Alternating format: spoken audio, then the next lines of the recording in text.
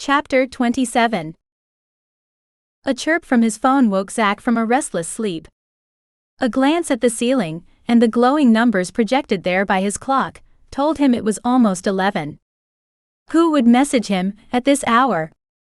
Either someone was out drinking, which happened less and less as he got older, or something was wrong, maybe someone needed help.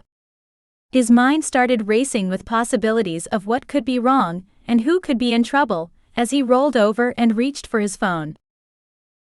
Panic shot through him when he saw the message had come from Dani. She should be long asleep by now. The only reason he could think of for her to be up was something wrong with Mark. His heart thundered in his ears as he unlocked the phone and loaded the texting app. She'd left here in such an ill temper, he hadn't expected to hear from her for a couple days. Even though he'd texted her earlier asking for a chance to explain. It had always taken her a few days to calm down and start to see things from a different perspective. The texts finally loaded, and Zach was able to read her message. Relief washed through him. He fell back against his pillow, letting the phone fall to the bed beside him. She was willing to listen. She wasn't taking Mark away from him. She wasn't quite ready to listen yet, but she would get there. A weight lifted from his chest. He'd been more than a little worried that her mind was made up. He had been afraid she would see this as a betrayal. He'd blown his one chance and would use it as an excuse to take Mark away from him. After the way she'd left, he had no clue if she would bring their son back the next day, or if he would see him again anytime soon. Knowing she was bringing him the next day, and that he would see her and have a chance to talk to her the next evening, made it a little easier to breathe, but he had a feeling that weight wouldn't entirely lift until everything was settled, until he could explain and try to get her to understand. He lay staring up at the ceiling, the lighted numbers on the ceiling blurred as his thoughts drifted, and Zach slowly fell asleep. Zach's stomach churned as he put the baking dish in the oven and set the timer. Mark was busy in the bedroom playing Minecraft on the Wii U. It had been easy to distract him with the game while Zach got dinner started. He glanced at the clock and briefly considered pulling a beer from the fridge. No. That wouldn't help. Dani could be here at any moment, though probably not for another 10 or 15 minutes. He only hoped she'd be willing to talk. He still wasn't sure why she'd been so upset with him about Marcy, but he'd figure it out and see if he could do anything to make things better with Dani. He pulled plates and silverware out as he tried to get things ready for their meal, and kept himself busy while waiting for Dani. He'd loaded the dishwasher and was just closing the door when he heard a car door shut outside. His heart rate spiked and his breath caught in his throat. He froze for a second as he waited to see if she would let herself in, then he realized what he was doing and took a deep breath, forcing himself to let it out slowly and trying to calm down. Being this nervous wasn't going to help anything. A knock sounded on the door and he jumped, looking up as it swung open. Dani stepped inside, and Zach couldn't stop the pleased smile that spread across his face. He was so relieved to see her, his knees felt weak, and he was half afraid they'd give out under him. He gripped the edge of the counter and held his breath while he waited for her to say something. "Where's Mark?" It wasn't surprising she wanted to know where he was. This was usually her first question every day. In the bedroom playing video games. He motioned down the hall with one hand. "You're welcome to go check on him." "You'd let me in your bedroom?" She looked at him, one brow arched over angry green eyes. "You're welcome anywhere.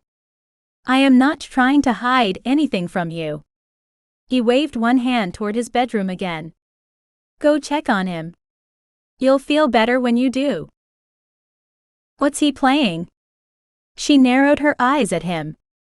"I hope it's not one of those war games." "No. I don't care much for those, and I definitely wouldn't let someone Mark's age play them, especially not without checking with you first." "He's playing Minecraft." He watched as she hesitated, then went down the short hall, disappearing.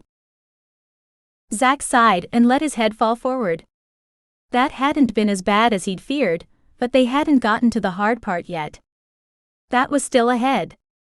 Still, it was a good sign she hadn't called for Mark and left right away.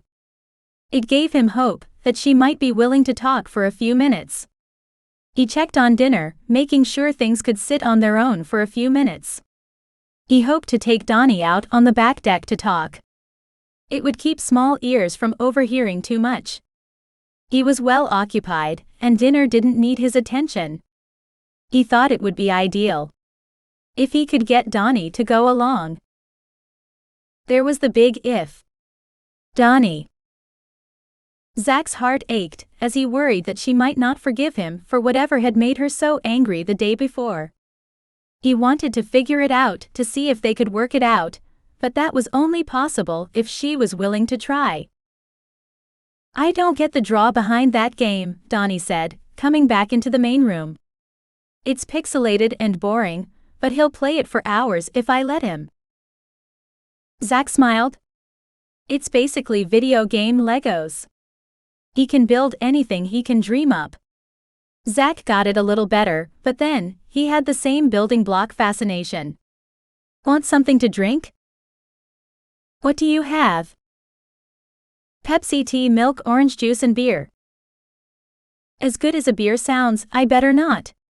I still have to drive home tonight. Have one if you want. You're off tomorrow so you can stay as late as you like, then I'll take you home, or you're welcome to stay. Dani stiffened, and Zach realized how it had sounded. I've got another bedroom I plan to set up for Mark in the hopes you'll let me keep him overnight, when you have to work graves, and I can sleep on the sofa. You can have my bed. You don't have to do that. She relaxed again. What do you want to drink? He asked again. Give me a beer. We'll figure out the rest later.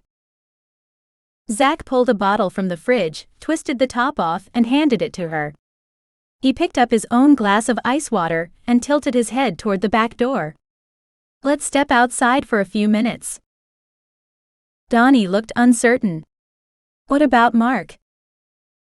He's fine. He'll be absorbed in the game until we call him for dinner. And the food? It smells great, by the way. It's fine for a few. I have a timer. He patted his shirt pocket where he dropped it. Come on out. Zach opened the door and waited while she went out first. This conversation wasn't something he was looking forward to, but it needed to be done, and he would be glad to put it behind him.